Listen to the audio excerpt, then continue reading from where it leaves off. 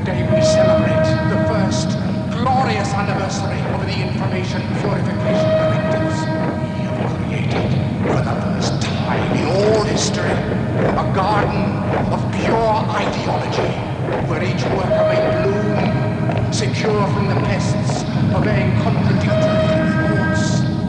Our unification of thoughts is more powerful a weapon than any fleet or army on earth.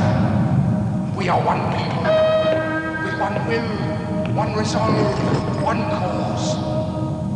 Our enemies shall talk themselves to death, and we will bury them with their own confusion.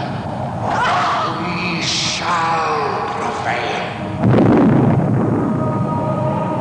On January 24th, Apple Computer will introduce Macintosh. And you'll see why 1984 won't be like 1984.